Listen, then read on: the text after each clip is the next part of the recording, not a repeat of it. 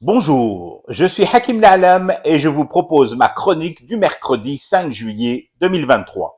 Elle s'intitule « Les Algériennes et les Algériens sont nés libres ». Des vœux pour ce 5 juillet. Bon, pourquoi pas, même si je ne suis pas trop sujet marronnier.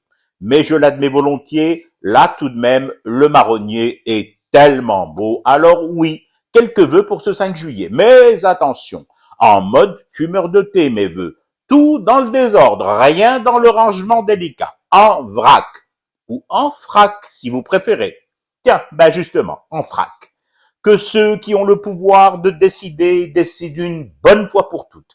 Qu'à l'avenir, aucun et aucune fractionneur de couleurs, aucun museleur d'arc-en-ciel ne vienne boucher le soleil et cracher sur les chevalets de la vie. D'autres vœux, toujours en joyeuse farandole désordonnée? Allons-y.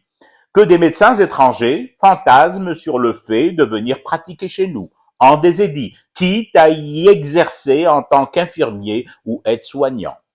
Que les mots Fahamatou, Sayyid Raïs ou encore Tahta Ri'ayat ou le patronage de Sayyid Raïs soient emprisonnés à vie et qu'ils occupent les cellules enfin libérées des détenus d'opinion ou juste des prisonniers de leurs rêves ou de leurs vareuses étoilées.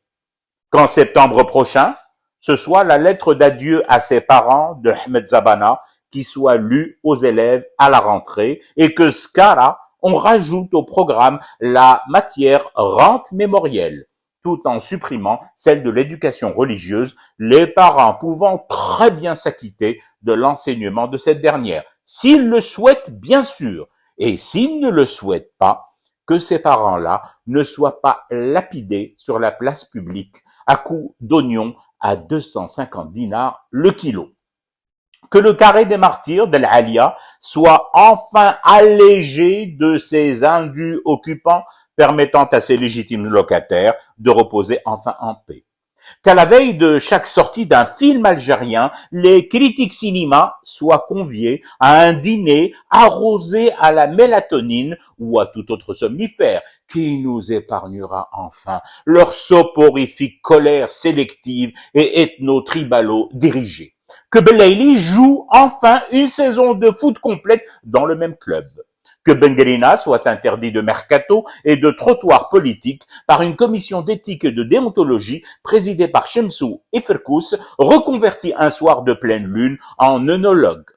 Que les chats, atteints de la manie de grimper sur les épaules des imams, soient à jamais déclarés apostats par la sainte église féline et voient leur permis de cette vie réduit d'un point à chaque intrusion câline dans un minbar.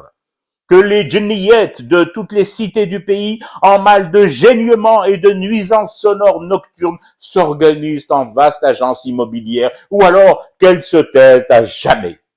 Qu'il soit enfin permis à la justice de se mettre en pétard les soirs de Mouloud Nabawi contre les barons des fusées et mortiers d'artifice.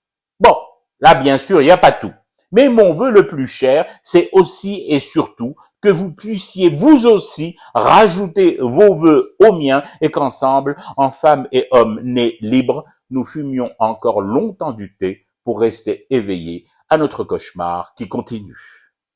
C'était Hakim La'alam, je vous retrouve demain pour une autre chronique et une autre façon de dire son amour à l'Algérie.